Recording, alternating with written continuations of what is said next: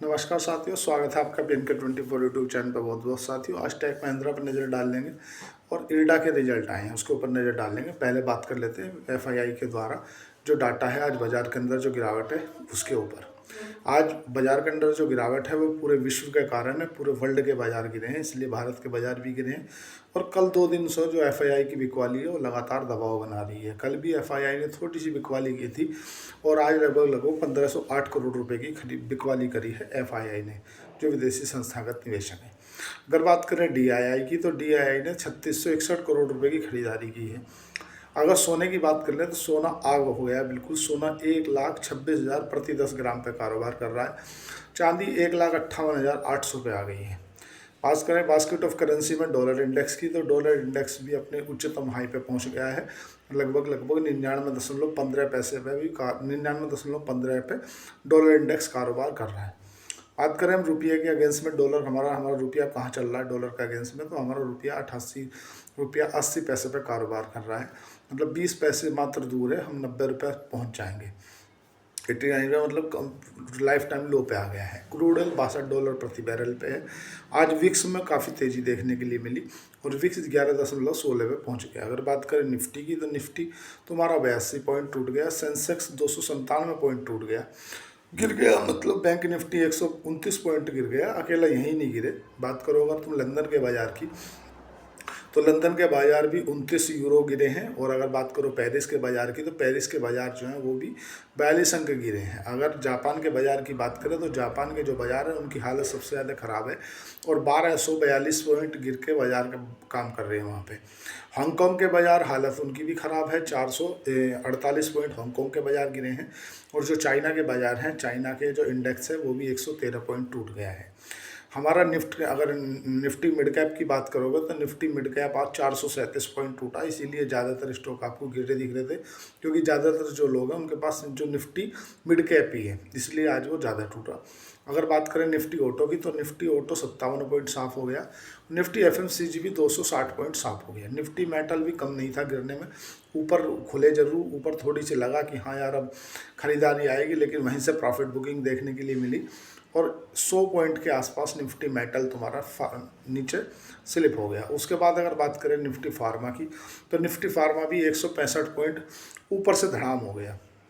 Nifty IT की भी कोई ज़्यादा हालत अच्छी नहीं थी। निफ्टी IT तुम्हारा 117 पॉइंट ऊपर से नीचे धड़ाम हो गया। आखिर ये जो सेंटीमेंट है ये गिर क्यों रहा है? क्या डोनाल्ड ट्रंप के आगे जो उधम मचाया जा रहा है, नहीं, ऐसा कुछ नहीं है। देखो क्या है, अभी जो अमेरिका के अंदर जो डाउ जोन नैस्डैक है वो भी गिरावट के साथ कारोबार कर रहे हैं। और जो तुम्हारा बिटकॉइन है, बिटकॉइन 1,22,000 पे पहुँच गया था, उसमें भी 10% की गिरावट देखने के लिए मिली है। बात करें आज इरडा के रिजल्ट की, जो इरडा का रिजल्ट आया है वो आया, नतीजे तो आए उसके मजबूत, लेकिन इतना ध्यान रहे कि इरडा में 510 करोड़ रुपए का जो NCLT में एक मुकदमा चल रहा है जो जेंसोल इंजीनियरिंग के खिलाफ है। पहले रिजल्ट के ऊपर नज़र डालेंगे, उससे पहले इरडा का जो पुराना डाटा चेक कर लेते हैं। 32 रुपये प्रति शेयर पे इरडा का IPO आया था, उसके बाद ये 180, 190, 200 तक भी गया, फिर वहाँ से स्लिप हुआ और अभी 155 रुपये के आसपास में कारोबार कर रहा है। इसके अंदर ज़्यादा फॉल देखने के लिए जब मिला था, जब इस कंपनी ने, इरडा ने कुछ अपना जो लगभग इसने, इरडा ने और REC ने, इन दोनों ने जेंसोल इंजीनियरिंग को कुछ पैसा दे रखा था और वो पैसा इन्होंने प्रोविजनिंग में डाल दिया था। प्रोविजनिंग जब हम किसी कंपनी को पढ़ते हैं तो ये देखना होता है कि हम जब वो प्रोविजनिंग में डालते हैं कुछ दिन बाद उसे NPA डिक्लेयर कर देते हैं, ठीक है। तो इरडा में ये ध्यान रखना होगा। बात करोगे क्वार्टर वाइज क्वार्टर प्रॉफिट की, तो 1629 करोड़ रुपए का जो से आय हुआ करती थी वो बढ़ के हो गई है 2057 करोड़। मतलब सेल्स में तुम्हारा 26% की ग्रोथ देखने के लिए मिली है। अगर बात करोगे क्वार्टर बाई क्वार्टर इसके प्रॉफिट की, तो 388 करोड़ का प्रॉफिट हुआ करता था सितंबर 2024 में, जो बढ़ के हो गया 549 करोड़। मतलब क्वार्टर बाई क्वार्टर प्रॉफिट भी है, बढ़ा है और आय भी बढ़ी है। NIM नेट इंटरेस्ट मार्जिन में भी काफ़ी 3-4% की जो तेज़ी है वो देखने के लिए मिल रही है। अगर बात करें इसकी EPS की, अर्निंग प्रति शेयर, तो इसका सितंबर 2024 में जो EPS 1.44 हुआ करता था, वो बढ़ के 1.95 के आसपास में पहुंच गया है।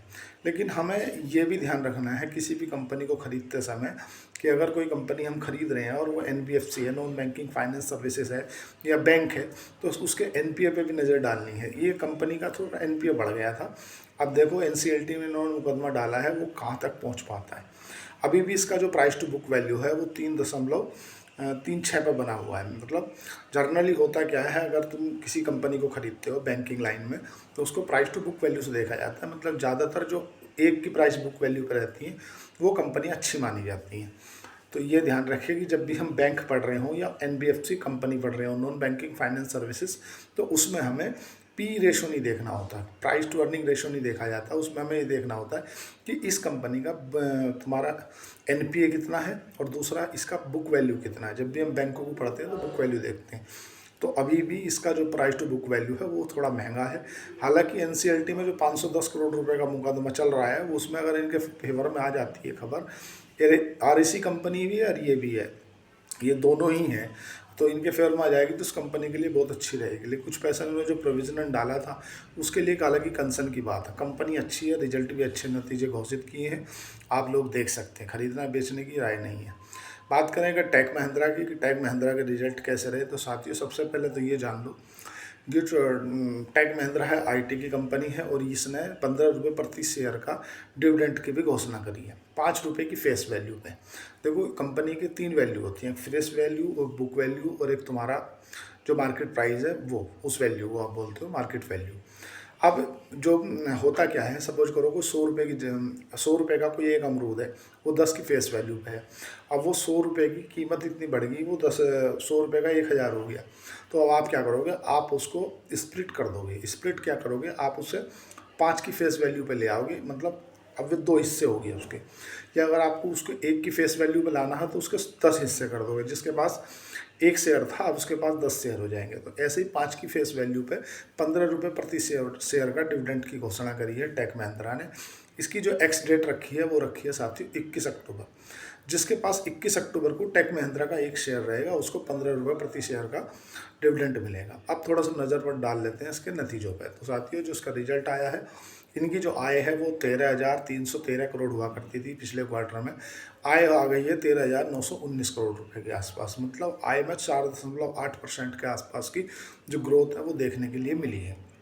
बात करोगे प्रॉफिट की, साथियों जो इनका प्रॉफिट लगभग 1141 करोड़ प्रति क्वार्टर था इनका पिछले सितंबर 2024 में, अब वो बढ़ के हो गया है 1195 करोड़। अब इनकी जो प्रॉफिट है उसमें भी 4.7% के आसपास की ग्रोथ देखने के लिए मिल रही है।